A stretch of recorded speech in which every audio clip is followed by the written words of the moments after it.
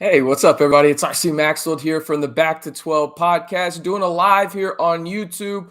Really excited to have everybody hop in. Not sure exactly if this is a good time or not for it, but we're going to talk about Texas Tech football. We'll talk about Texas Tech men's basketball and a lot more. But let me go ahead and share this to make sure everybody gets in here because I want to make sure that we got as many people in here as possible. So as soon as you jump in here, be sure to like the video and then go share it as well. So let me share this real quick for everybody, and then that way we can get a few more people in here from Twitter and everything like that. So drop your prediction in the comments for anybody that's in here. Should be a lot of fun in terms of talking Texas Tech men's basketball and everything like that.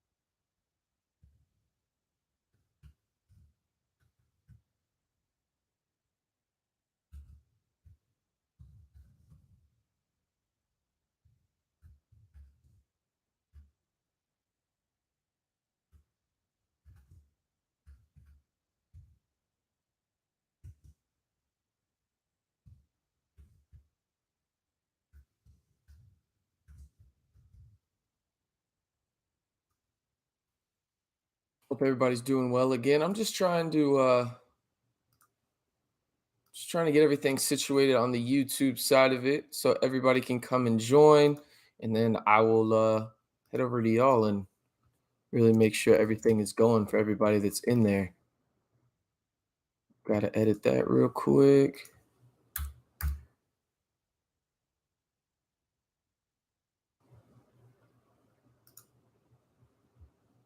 There we go. Should be good to go now. Hopefully, a few people hop in. There we go. What's up, Malone? Appreciate it. I know a couple people are slowly getting in here right now. Get those comments going. Got the Texas Tech poll up there as well. I'll be live for the next hour. We'll see how many people hop in. But hey, fire your questions. We'll be talking about Texas Tech in terms of really what's going on and a lot of things, right? We'll talk about football. I will explain this hideous thing on my face and why I am doing it, i.e., this wannabe mustache. Some people wouldn't call it that, but I will explain why I'm doing that.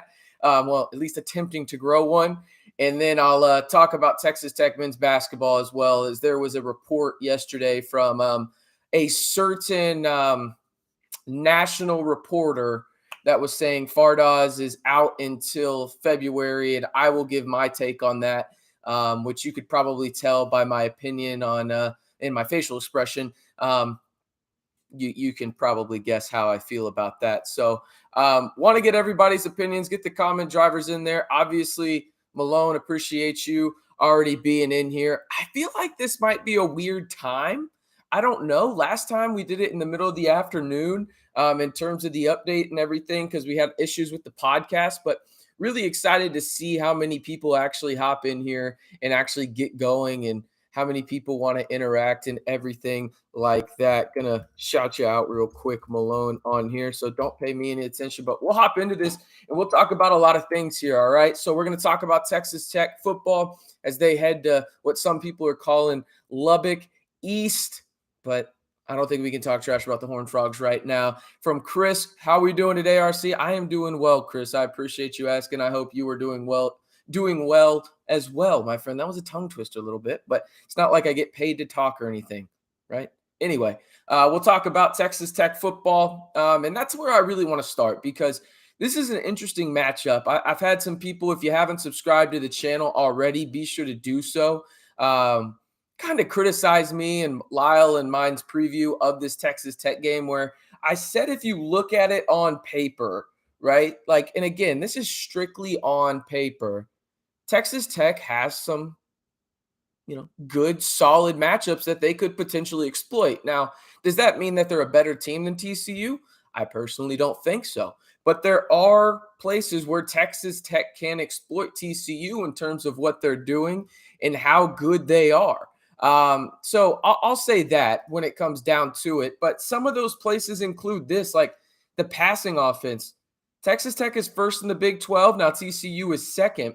But the thing is when you look at this, TCU just doesn't get after the passer. They just don't. They're eighth in the Big 12 in terms of sack rate and everything like that. Sacks per game, they average less than 2. And I think their defense is all right, but we all know watching this Texas Tech football team what the biggest struggle has been for the Red Raiders so far this year, and it's by far been the offensive line. There's no ifs, ands, or buts about it, right? So that's kind of the interesting aspect of this when it comes down to it for me is, can TCU get after the quarterback, and does this shuffling of the offensive line change anything for Texas Tech? For those that don't know, Joey McGuire was adamant early on this week in his press conference to kind of lay the scene for TCU. He said, hey, we're going to shuffle the offensive line. Nobody is safe outside of he made it sound like Dennis Wilburn at the center position. That includes Caleb Rogers, who coming into the season,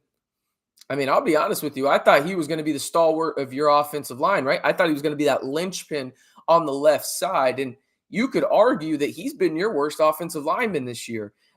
So when I look at what Texas Tech could do offensively to exploit this pass rush, there's a lot they could do. Now, are they actually going to do it? And saying and doing are completely different, as we all know. But the thing I'm looking for most is, how do they use the quick passing game against TCU, a team that struggles to get to the passer? Because I think this is what my game plan would be if I'm Zach Kittley, right? You see that the TCU struggles to get after the quarterback. I'm going to try and get my quarterback in a rhythm early, right? And I think that will be Behren Morton. Joey also talked about that at the press conference, saying that, hey, we still want to use all three quarterbacks, which at this point, a lot of people were saying he's just joking, and I hope so. I mean, I really do. But at the same time, like, it wouldn't surprise me if we see all these three quarterbacks at one point. So if you do that, get them in a rhythm early and then put TCU on their heels a little bit where they have to drop back even more. And that's including their defensive line, right? And then you can really just ground and pound for a little bit until TCU adjusts. And then that opens the big shots downfield. And Texas Tech has struggled with those big shots downfield because, let's face it, the wide receivers on this team are talented, but they just don't create a lot of separation.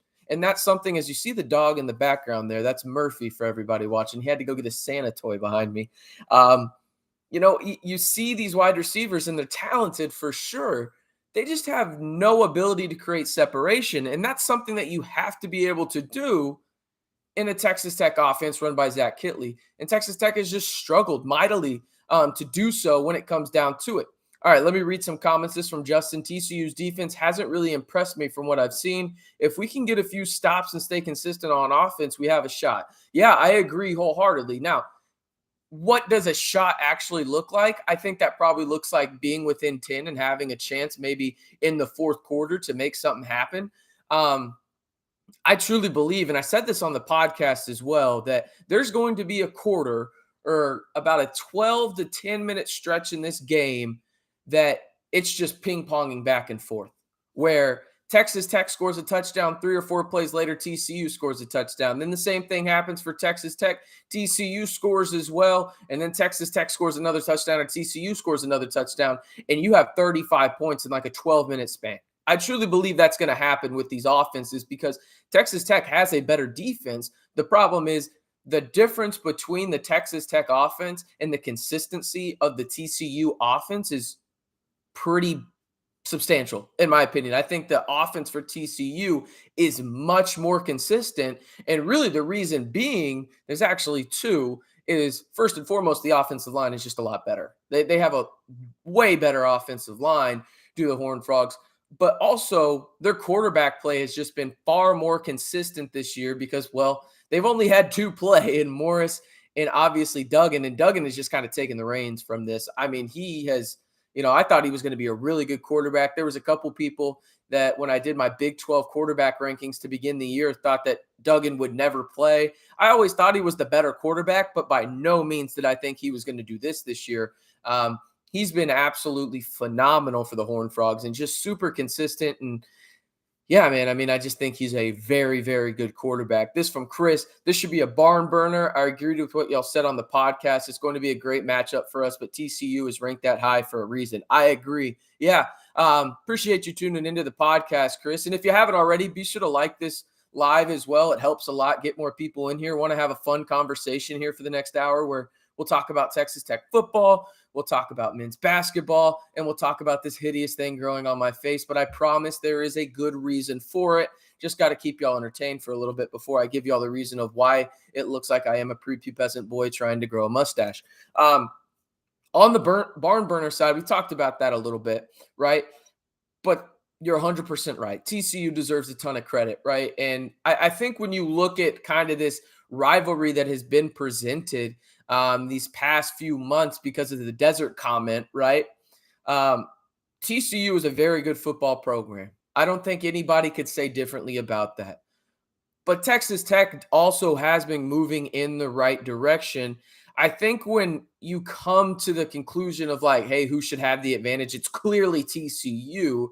But as I mentioned previously, there's some advantages Texas Tech has in this game. I just think that TCU at home, big time matchup, right? Like they're going to be motivated in this game because they got something to play for. And it's a lot bigger than what Texas Tech can play for right now, for being honest about it. It's the college football playoff, which also it's just an atrocity that Clemson is in the top 4. Just absolutely mind-blowing, in my opinion. Either you just admit that you didn't want to put Michigan in there because, well, you didn't want to have 2 Big Ten schools, or you put TCU up there. I mean, I think it's that simple, in my opinion. TCU undefeated at 7 is just an atrocity, especially with Alabama in front of them and Alabama losing to Tennessee. But whatever, I digress. When it comes to this matchup for Texas Tech, I think, again, the key issues, as I talked about on the podcast, and for those that haven't listened, you can go back and watch that. It's the latest video on the channel. It's going to be this.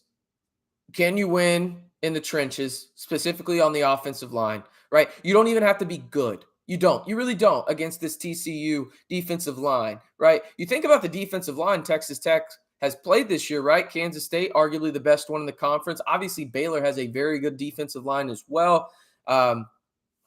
Texas has one as well. I mean, West Virginia has a good defensive lineman, just a high-quality amount of defensive lines.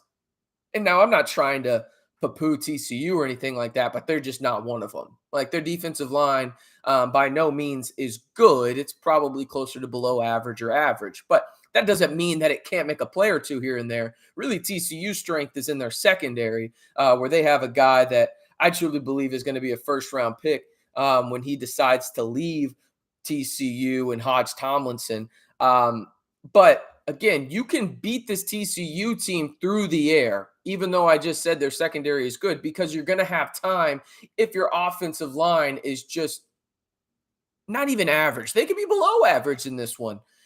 Just not how bad they were against Baylor. Baylor was one of the worst offensive line performances I have seen from Texas Tech football in my time covering the program, which dates back to 2000 and I guess technically 15, really 16 though. That was the first year I covered Texas Tech football. That was abysmal. When you have literally your left tackle shoving a guy into your quarterback because he got beat so bad, probably not ideal.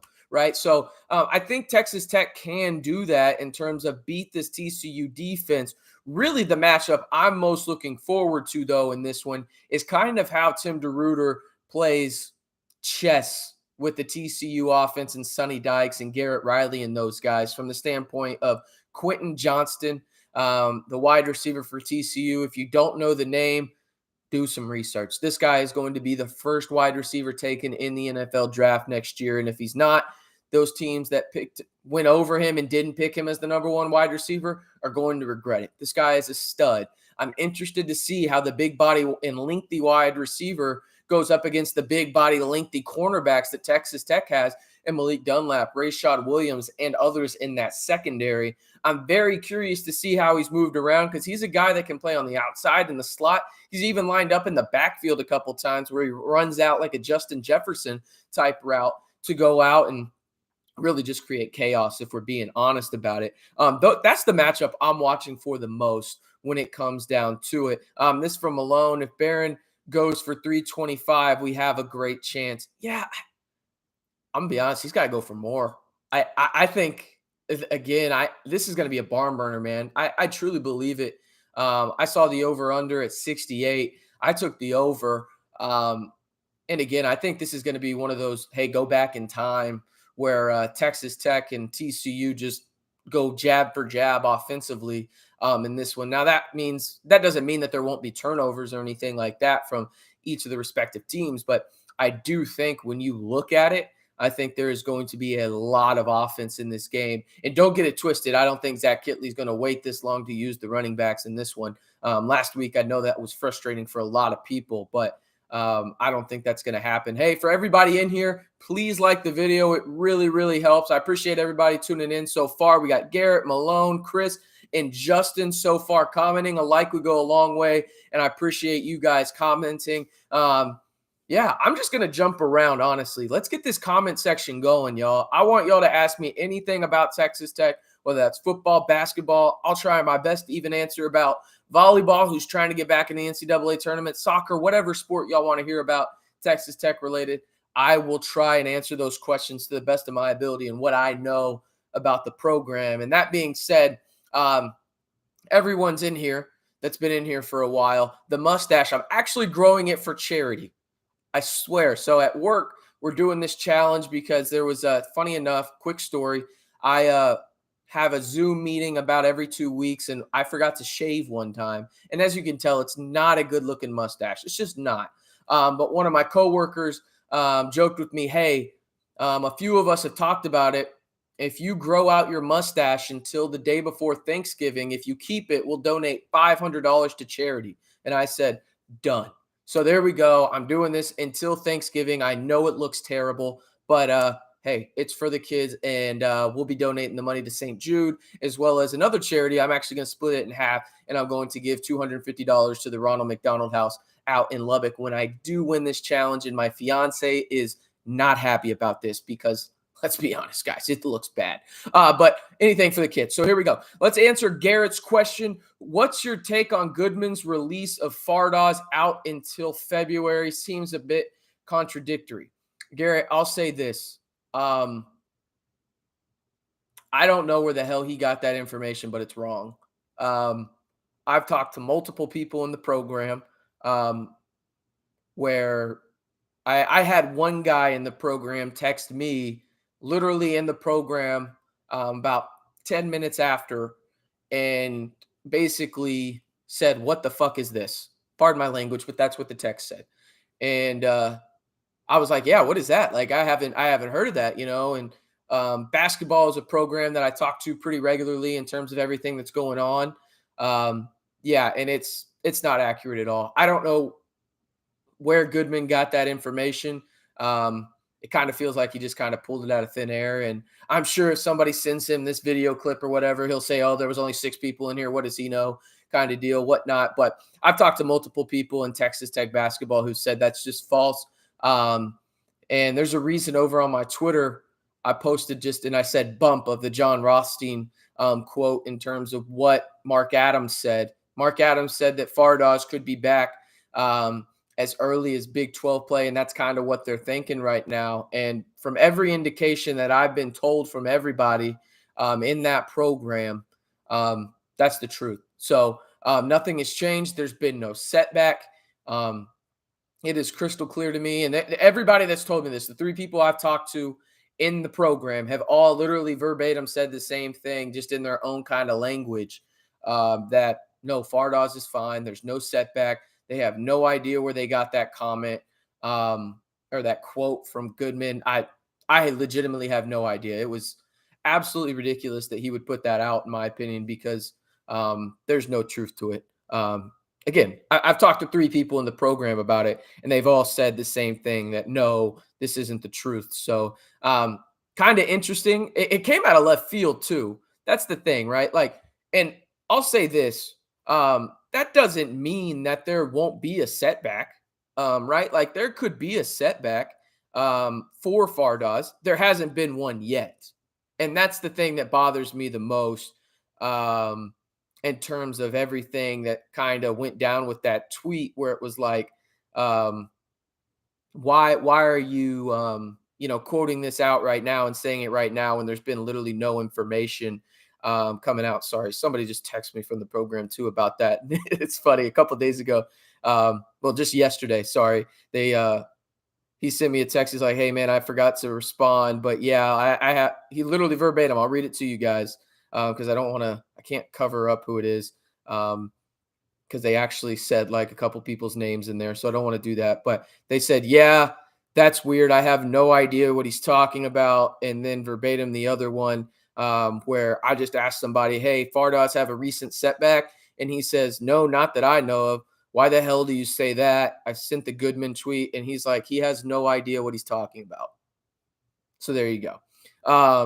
Just reading verbatim what I had in my text right there from one of the coaches on Texas Tech staff. So hopefully, Garrett, that answers your question. I have no idea where the hell he got the information, to be honest. Jonathan, what would need to happen if Gonzaga were to join the Big 12? Will we need to add another team to get an even number, or does that matter? I'm glad you asked that, Jonathan. And for those that don't know, a report came out from ESPN. I believe it was Pete Thamel yesterday that reported that Gonzaga and Big 12 Commissioner Brett Yormark have been in contact with each other. They talked last week. And yeah, I think it's interesting. I think it would be an absolute home run type scenario for the Big 12. And your question there, in terms of would they need to add another team? I've been talking about this with my buddies, and I've actually talked about this with somebody that works in the Big 12 and their replay center, and I've been curious about it. And he says they're not sure if they need to add another person, right? And this is him speculating too. He doesn't work in the, hey, come add, to the conference or come join the conference. He's on the replay side of it. So we were talking about that, and I think probably best case scenario for the Big 12, if Gonzaga does join, would to go and add a team like Creighton or Xavier. And you could add them just like Gonzaga, who would be basketball conference only, just basketball teams. So Gonzaga would play basketball, Creighton would play basketball, obviously Xavier would too. The Xavier one would be interesting just because from the sheer standpoint of you would have the rivalry of Cincinnati and Xavier in a Power 5 conference for the first time ever. So that would be really, really fun. Creighton, as we know, is really good at basketball. They're the number 9 team in the country. Texas Tech actually opens up the Maui Invitational against them Thanksgiving weekend on the 21st. So I think logistically, in a perfect world, Jonathan, this is kind of my scenario, and I want to hear y'all's opinions in the comments, okay? This is my perfect scenario for the Big 12 when it comes to expansion, including football and basketball, okay? So this is it. You get 6 teams from the Pac-12. You get the Oregon, Washington, and the Four Corners. Now you add 2 more basketball-only schools. In this scenario, I'm going to choose Creighton and Gonzaga, okay? And what you do is you basically make a Big 12 West and a Big 12 East, right? And so you would have those 6 schools that joined Gonzaga. Texas Tech would be 8, and then you add 2 more teams to that side, Creighton, and it could be Oklahoma State or whoever you want, right? And then everybody else east of that would be in the Big 12 East. I like this idea for a couple of reasons. First and foremost, it would get the Big 12 for football alone to 18 teams. And you would add the Seattle market. You get Oregon, which would be big. And you obviously want to add Arizona, the Phoenix area. Colorado would be nice.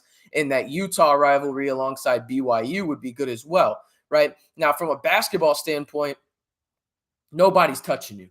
I mean, nobody is legitimately in the same universe you would be in when it comes to basketball conference powerhouse, right? You think about it. You have Gonzaga, Baylor, Texas Tech. I mean, you'd add Oregon to the mix, Arizona, I mean, you would legitimately have multiple teams that could win a national championship every year in basketball if you went this route. Now, again, this is just me thinking out loud and what I think would be the perfect scenario for this. And now that doesn't mean it's going to happen in any stretch of the imagination or anything like that. But I do think it would be fun to see that in terms of what would go down for that in the Big 12 in terms of, hey, like what would go down in that situation? Like, how would they go the division route?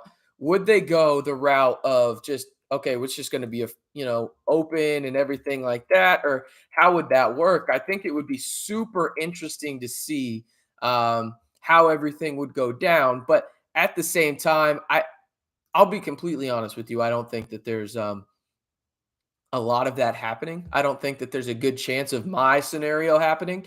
I think if we're being realistic about it, from a basketball standpoint, Gonzaga would join. Yes, you would have to go get a second team, whether that's Creighton or Xavier. I think either would be great. I've heard some people talk about UConn. I don't think that makes much sense.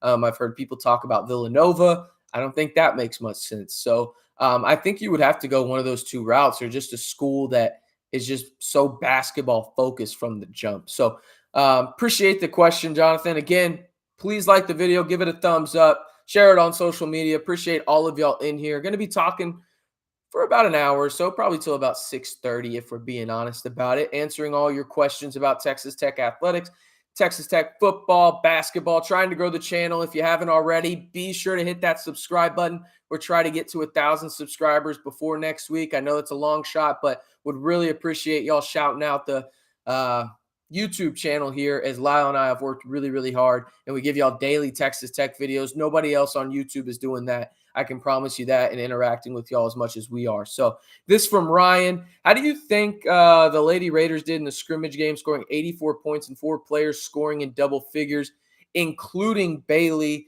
17 points with 4 key contributors out? Yeah, I'll say this, Ryan. I had the privilege of going to watch Coach Gerlich's team practice during the Houston game, just kind of a time frame in terms of the football game for Texas Tech. And, you look at what they do really well. I think they're young. There's going to be some growing pains. Obviously, losing Vivian Gray is going to hurt a little bit. She's going to go down as one of the best players in Texas Tech women's basketball history, even during her short time here. But I think the thing that stood out to me in terms of what I thought about them watching their practice and then watching a little bit of the scrimmage as well was they're in. They're in, man. They have bought in. And I think that's something that might go without saying, and just like, well, they should be bought in, you know what I mean? But at the same time, it takes time. It takes actually players seeing it, right? It takes time to see the staff buy in terms of the players buying into them, I guess I should say. And they're in, man. This recruiting class they brought in, they got some studs. I mean, some absolute winners. You talk about some of the transfers they brought in from Mississippi State, Texas, some of the recruits they brought in. One of my favorites is this recruit from Colorado who is just an absolute freak athlete. Let me pull up the roster real quick because I want to give these women some shout out on here because they've got a squad, and it may not come together this year. I don't want to get anybody's hopes up and come out here and say, oh, they're going to make the NCAA tournament this year. I don't think that's fair, but they've got Jasmine Shavers. She's a stud. She's the Mississippi State transfer. She can absolutely play. You got Kaylee Freeland. She's a freshman from Denver. She's the freak athlete I was talking about. She's going to be an absolute problem for the rest of the Big 12 once she learns to really play the game of basketball. And that's not a slight at her by any means. She's just such a freak athlete. She impacts the game already. She's still really learning to play the game of basketball in a lot of ways. And once she does, she's an absolute star. I mean, legitimately, she will be a star. Just for reference, she won the Colorado State Championship in a few events in track and field. I believe the 100-meter as well as 200-meter. She's a track star that plays basketball. I mean, she's an absolute freak athlete. Obviously, you've got Bryn Gerlich coming back. One of the ones, and Ryan mentioned it here, was Bailey. Bailey Mopin. She was the Texas Player of the Year. She's a stud, man. Her range is unbelievable. Like, we walked in, I remember walking in, and she was one of the first two, if not the first person there at practice, getting some shots up before the other girls came out from treatment or getting taped up or whatnot.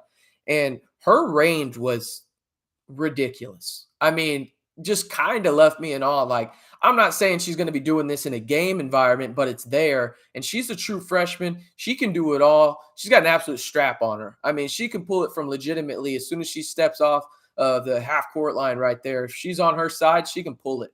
I'm dead serious. She's that kind of shooter. She is really, really good. Obviously, Ashley Chelver, excuse me. The sophomore, she's the Texas transfer. She's going to be really, really good as well. And then you got some girls coming back. Jasmine Lewis. I already mentioned Briamber Scott in her final season from Little Rock. You got some girls coming back that are really, really talented. And it seems like it's finally starting to click a little bit for that program. And what does that look like in Big 12 play? I don't know. Stay patient. I truly believe that Coach Gerlich is the right coach for this team. She's going in the right direction. She's got a great group of coaches out there. And I'll be honest with you, I didn't say that about a couple of coaches before her. I really didn't. I about Marlene Stallings, and I know about everything that happened, but I just didn't understand the fit. She was a great coach in terms of X's and O's, but the culture fit just didn't seem right there. Everything feels right here with Coach Gerlich. Obviously, we know her ties to the women's program, was on the team with Cheryl Swoops, obviously winning the national championship out there with Coach Sharp as well. So you think about those ties. I think she really has this program going in the right direction. I think they'll be really, really good. It's just going to take some time. Just got to stay patient. Hopefully that answers your question, Ryan, though. This from Garrett as well. Zags are solid baseball program as well. Could add some depth there without Texas and OU. Yeah, I think it would be interesting, right?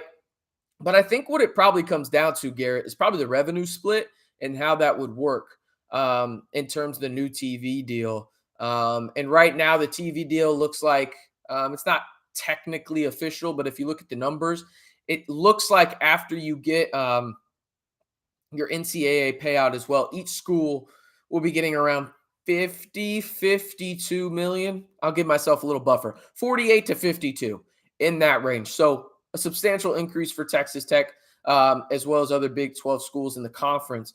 I wonder what that revenue split would look like and how that would impact it at all, if any, if you add Gonzaga as a baseball and a basketball school. Obviously, basketball is a lot more of a revenue sport than baseball. Baseball, for most schools, don't make money on it. Texas Tech is one of the few ones that actually makes a little bit of money, or they break even. It's really in that range for baseball for a lot of schools. So it would be interesting from a revenue standpoint how that would work. Obviously, Gonzaga basketball is a marquee name. I think they would go for it. But the baseball side of it, I'm not exactly sure. It might just really be one of those things where it's like, hey, come join the Big 12 in the basketball, and you just stay in the West Coast Athletic Conference after that for baseball and everything in between. So it'd definitely be interesting for sure.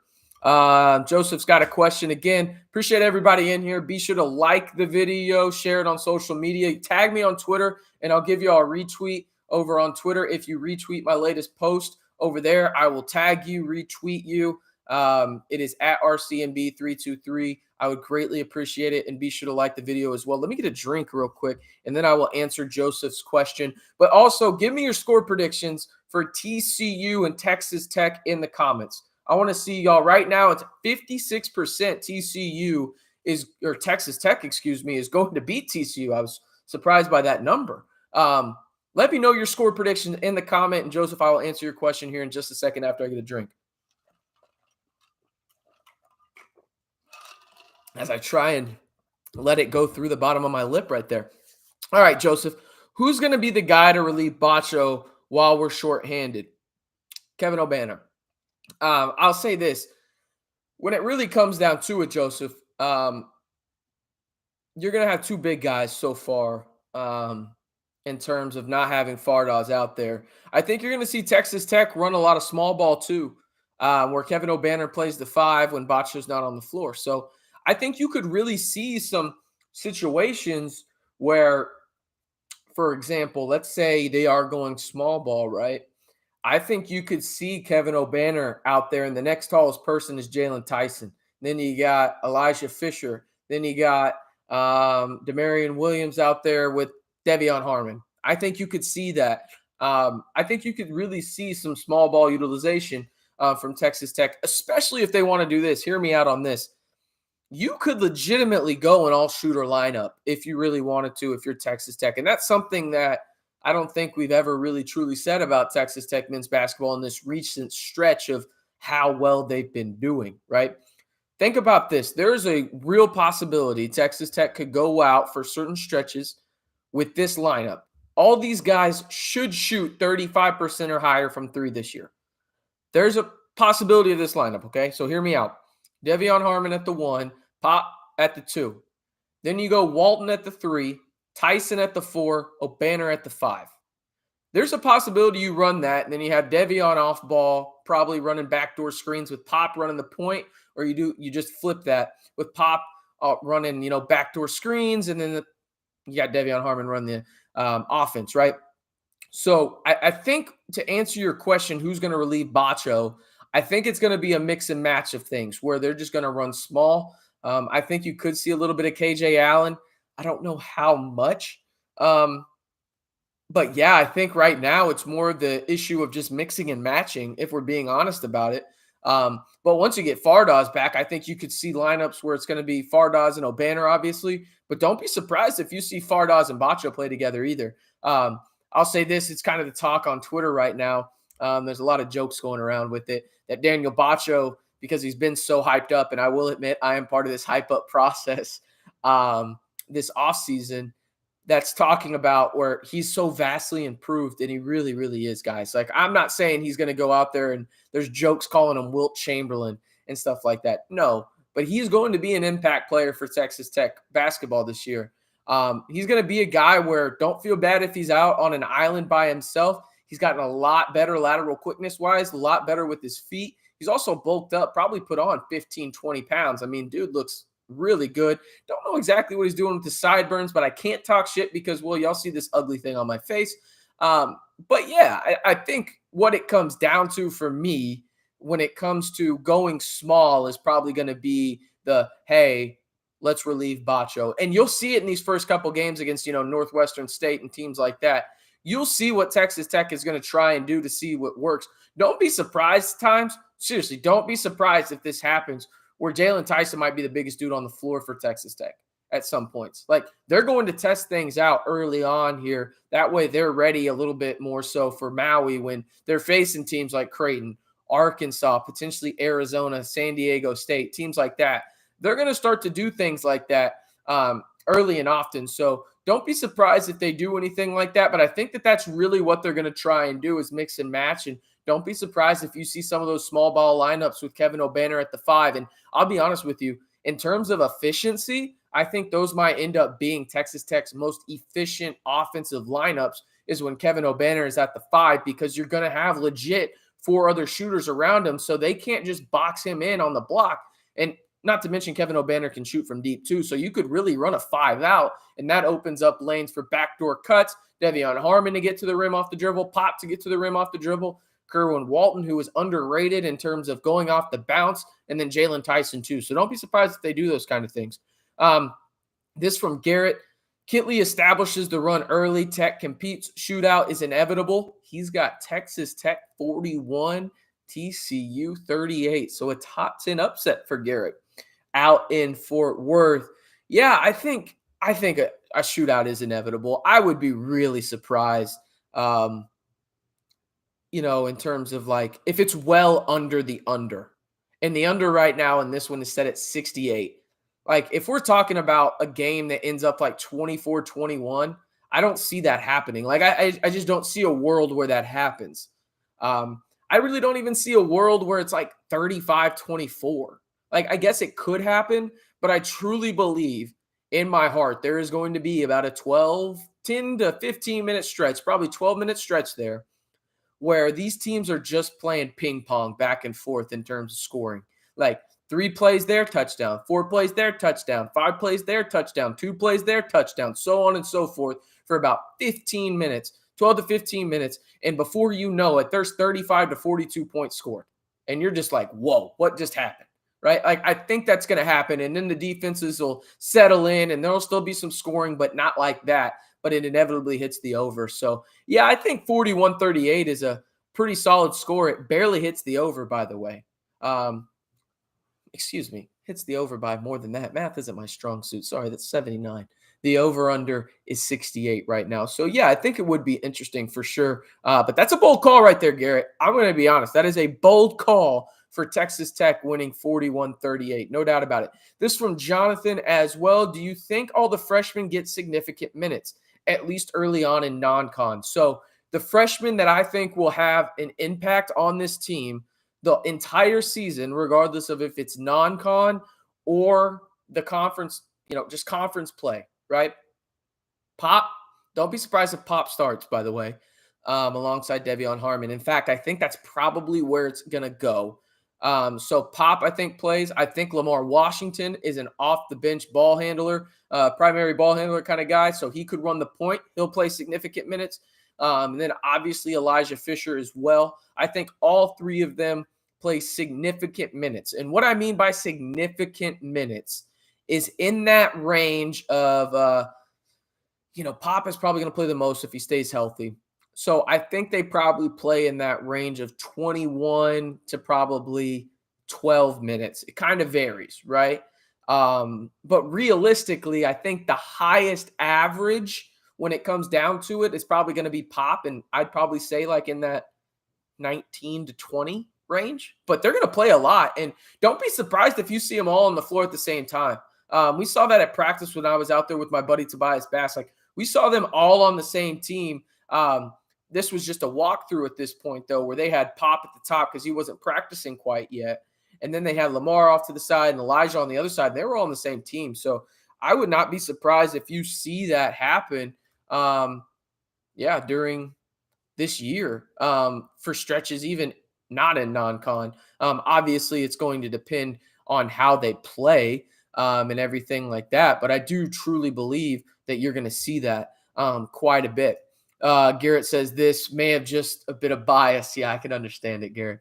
I can understand it for sure. Let me give a couple quick plugs real quick. Again, if you haven't already, be sure to subscribe to the channel. We're giving you daily Texas Tech videos, talking about Texas Tech men's basketball, football. We'll talk about baseball and everything in between. Please, please, please like the video. Share it with the friend that you know is a Texas Tech fan.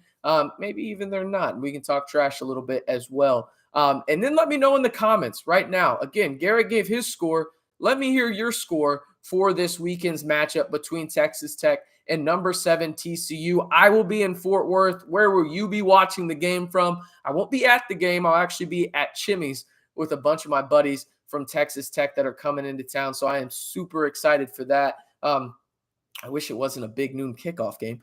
11 a.m. is going to be rough at Chimmy's. I'll tell you that much. But we strive for honor at Texas Tech. You got to fight through that, and you got to do what you got to do as a Red Raider. Let me go do something real quick on social media. I am going to, if y'all want to shout out, by all means, hit me up. Like, I'm over here, right here. I will plug my Twitter handle right here in the comments. It's at RCMB323 over on Twitter. Hey, be sure to go hit me up. If you retweet my last tweet, I will retweet yours and give you a shout out. I promise you that. So I appreciate everybody hopping in here. Again, Texas Tech football this weekend, TCU, some of the things I'm watching for, and some of the names y'all just need to know about this Texas Christian team. Max Duggan, he's a stud. You obviously got Quentin Johnston as well.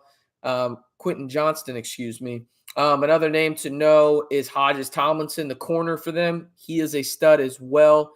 And then Keandre Miller. I mean, man, he's a problem in the backfield.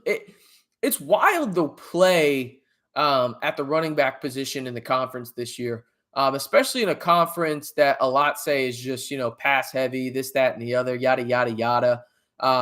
One whatever it may be. It's super interesting to me to see just how high of a level the running back position is right now in the Big 12. Like Bijan's in a class of his own down at Texas. Don't get it twisted. But you've got Miller. I mean, my goodness, you got Miller. You've got Mathis out at West Virginia, who's kind of emerged this year. Obviously, the Texas Tech running backs. Oklahoma has some solid running backs as well. Kansas and Neal got a couple of good running backs. You got Richardson at Oklahoma State. Don't get me started on Reese because we saw what happened to him last week against that Texas Tech defense. It just seems like there's so many good young running backs in the Big 12 that it's just kind of changed. And that old narrative of that, oh, it's always a shootout and it's always a passing offensive league, I think has changed. And I think a lot of Big 12 fans know that. But around the country, I don't think fans have really embraced that quite yet in terms of the Big 12 is a much more balanced conference than people give it credit for when it's all said and done. So, and that's especially this year, you can see it. And by the way, if you see the dog in the background, if you want to give a shout out to him, by all means, it's Murphy. He's just showing his butt off on camera for some reason. There he goes. Murphy the Husky. But yeah, Garrett says Miller is a dog, played him in high school. Yeah, he's a stud, man. I mean, it's so hard to like find one of those dudes that's just like a true difference maker at the running back position, like at another level. Like Bijan's in a class of his own, as I mentioned, but I think Miller is in that next tier.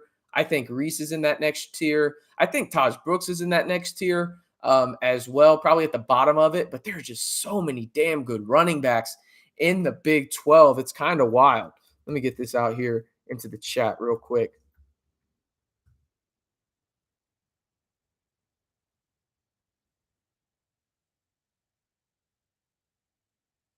Let me know where y'all are watching the game from. Are y'all going to be at the game in Fort Worth? I'm super interested to hear that kind of thing. I always find it fun to see where everybody's watching from and everything like that. I know that I had a couple people trying to sell tickets and everything like that, and I was like, man, I can't afford that. I mean, I'm telling you right now, I like to go to the game, but the thing is there we go, Joseph. Shout out to Murph. I appreciate you. No, yeah, I think the ticket prices in that whole situation just let me get a drink before I say something stupid real quick, but I might just say something stupid anyway.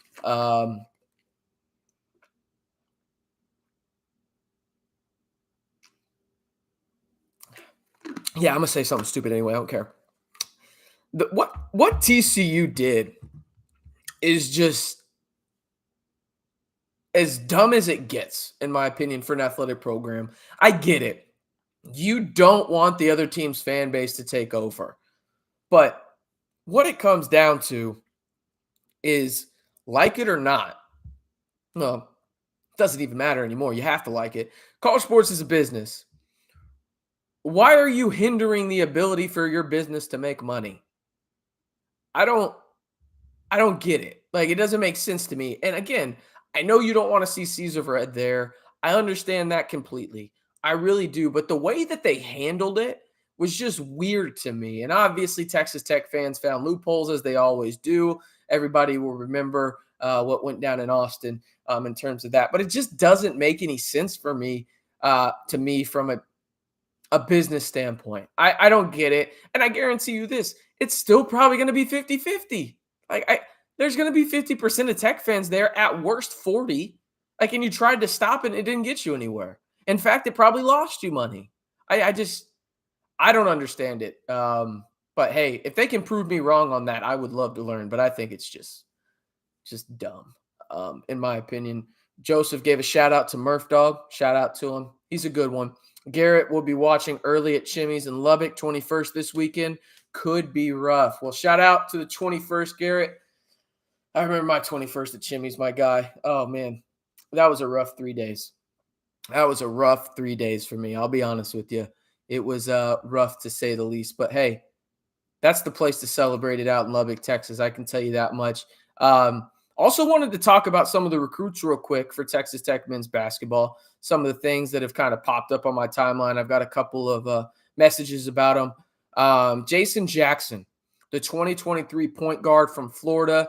Al Pinkins is the main recruiter for him. Remember, Al was a coach down at Florida for a while, and he has a lot of ties down there to that area. And Jason Jackson, the 4-star point guard, is his prized possession right now in terms of like the recruiting aspect of things. Dude is a stud, man. I posted it over on my Twitter, showing a little bit of his highlights. He's super athletic, bouncy, just an absolute menace in the open floor. His basketball IQ is super high. He struggles a little bit shooting right now. He shoots in the low 30s, but you can tell that the motion is there. The mechanics are there. And I expect him to get a lot better at Texas Tech when it comes to shooting the basketball. The thing that I'm most excited about is Texas Tech hasn't had an athletic point guard, just surely athletic point guard like this in, man, I really don't know how long. If I'm being completely honest, in terms of just like true athletic point guard, right? Like, because some of y'all will say Mac McClung. Mac McClung, in my eyes, is a combo guard, right? So this guy's a true point guard. He knows how to run an offense. He's got a really, really good, solid mechanical hold on his shot. It'll develop. But overall, he's just super bouncy, long, knows how to play defense, and knows how to run an offense in transition. So I'm super, super excited about him. Who else do we got? Let me see here. Drew Steffi. Yeah. Steffi family's super cool. Got to hang out with his dad out in Lubbock when I was out there for the Houston game.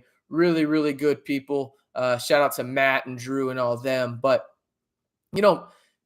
I don't think Drew gets enough credit for how good of a basketball player he truly is. Like, everybody sees him shooting and stuff like that, yada, yada, yada, this, that, and the other. And listen, he can shoot the ball, man. Like, don't get it twisted. The dude can shoot the ball. But I think everybody is so infatuated with Texas Tech and shooters at this point because Texas Tech has lacked them for a long time, and they've made a point of emphasis the past 2 years to really go get them. And when I mean past 2 years, I mean this 2023 recruiting class in the portal, as you can see, Walton, Williams, Tyson, others as well, in terms of the shooting aspect of it, even Harmon and Fardaws.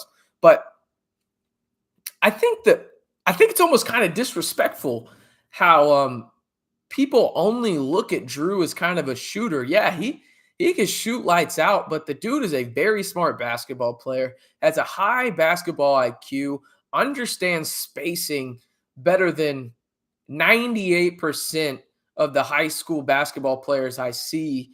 Underrated ability as a primary ball handler. Does he need to be your point guard? Absolutely not. But you don't feel bad if he is for a stretch of time. But I think the biggest thing that Drew has going for him is his court awareness on the defense and offensive end, like both of them, just as a whole, right? Like on offense, obviously understands spacing. He knows that. But on defense, he knows his strengths and weaknesses, right? He's got to get a little bit better in terms of the lateral quickness. He understands that, and he works on it all the time. But I think what's really big for Drew defensively is he's super opportunistic, right? Like he knows how to use his body, and he's not a small dude, 6'5" guy. I mean, like he knows how to use his body well, can guard multiple position, is opportunistic in the passing lanes, also opportunistic when it comes to maybe the point guard's a little too comfortable or the guard's a little bit too comfortable, crossing somebody over, whatever it may be, and he just goes in there and pokes it away. It's kind of crazy to me how it's almost gotten disrespectful at this point. No, Gerald, Drew didn't leave the program. He is still a Texas Tech commit, and both Jason and Drew will be early signees for Texas Tech in the early signing period here in a couple weeks. Jonathan asked, Elliot Cadu. Yeah, that's interesting. He's had a couple of visits. Cadu has. I know he went to North Carolina and a couple other schools as well. He's keeping it quiet, man, and I can respect it. I do think Texas Tech will be in it till the very end. I think Texas Tech has made it a point of emphasis from the jump when they first saw him. Remember, Texas Tech was one of his first Power 5 offers, if not his first Power 5 offer. And his coach, they have ties to Texas Tech. And Elliott even went out to say in an interview with 24/7, actually not 24/7. It's that new recruiting service. What is that? 1-3. I forget what it's called. Anyway, he basically said Texas Tech is his dream school. I've talked to a couple people close to the situation. It's Texas Tech is going to be in it till the very end. Before anybody else asks, Jazz Chandler as well. I can pull him up real quick just in case people don't remember who I'm talking about here. I want to make sure that I get his list right, because Jazz has a super interesting list in terms of who he's potentially going to. But yeah, it's interesting because he was going to commit to a school relatively early. He was out there when I was out there as well for the Houston game, got to meet with his family. Super, super good people. But yeah, he's a guy that I watch as well. Is Jazz. Jazz is really, really good. Let me pull up his list real quick. Chaz Chandler. My goodness, I'm thinking of somebody completely different. Chaz Gardner, excuse me. He's a 4-star from Stephen Benson Ranch, California. And when I tell you this, I took pause because I'm looking at his height here, and they say he's 6'10". I do not believe that. I believe that Jazz is a legit 7-footer. And he's a guy that I would definitely know if you're a Texas Tech fan in the recruiting circuit. He won't be making his decision for a while, but his schools include Arizona State, Dayton, Georgia, Illinois. But when it comes down to it, I think Jazz is probably going to be one of those guys that when you look at it from a Texas Tech standpoint, they're going to be in it till the very end. And I want to make sure I get his final 5 right here because he switched it a couple times. But yeah, he's the name to know. So be sure to go look out for that name. And it's Jazz Gardner, 32. His final 6 are as follows: Texas Tech, Dayton, Kansas, SC, USC, so Southern California, St. Mary's, and Pepperdine. From my knowledge of the situation, it's really going to come down to 3 schools in that group. And it's Pepperdine, St. Mary's, and Texas Tech. That's at least what I was told from people that are very, very close to him in terms of that actually happening. So that's kind of where it could go. Obviously, he can change his decision, and you should respect that. But that's what I know at the current moment, and we'll go with until I'm told differently. To recap, Texas Tech football, you got to win on the offensive line against TCU. And then last but not least, when it comes to men's basketball, and that report from Jeff Goodman, unequivocally false. I've talked to 3 people in the program at Texas Tech that say that is not true. They do not know where he got that. Believe what Mark Adams said on the John Rothstein College Hoops podcast, where Fardaws should be back by the start of Big 12 play. Now, that doesn't mean there can't be a setback, right? He's a 7-footer with a foot injury. Crazy things could happen, right? But right now, as it stands right now today, November 3rd, Thursday, November 3rd at 6:45, there has not been a setback, and that tweet came out on November 2nd. Okay, so trust what Mark Adams says, not what Jeff Goodman says. Trust what people have said to me as well. Again, the crazy part is this. I'll end it here unless y'all have a question. If there's nobody reporting it in the Texas Tech media world, right? And I am not the say-all, be-all of Texas Tech media. There is a lot of great people in this media space that I work in and I have the privilege to work in, whether that's Chris Level, my former boss, Don Williams, Carlos Silva, Mr. Johnson over at 24/7, right? There's a bunch of dudes that are plugged into these athletic programs, even more so than me, right? Right? Like, we know maybe a few more people here and there, but when it comes down to it, it's a community of guys that get this done. And if there's nobody in that community of, say, like the 6 or 7 guys that are plugged in at a high level, you probably know it's not true. I'll just say that, and I'll end it there. I appreciate everybody hopping on again. I'll be doing this weekly, so be sure to subscribe. Hit that like button. It really goes a long way. I appreciate everybody in here. Let me give a couple of shout-outs real quick. Gerald has this question: while I leave slow start for basketball or beast mode from the jump? It's going to be interesting. We'll see what they do in Maui, but I think they'll dominate non-con outside of that. But don't be surprised if they lose a couple games in Maui. They're figuring it out, and that's the best Maui Invitational lineup ever. You got literally 20% of the top 25 in the preseason playing in that tournament. But I think they'll be good. We'll talk about them all season long right here on the channel. And if you ask me right now, again, I think they're a second weekend team. That's what I think happens for Texas Tech this year, barring any, terrible injuries. Again, appreciate everybody tuning in. Hit that like button if you haven't already, and hit that subscribe button to stay in the know on Texas Tech athletics all year long right here on the Back to 12 podcast channel.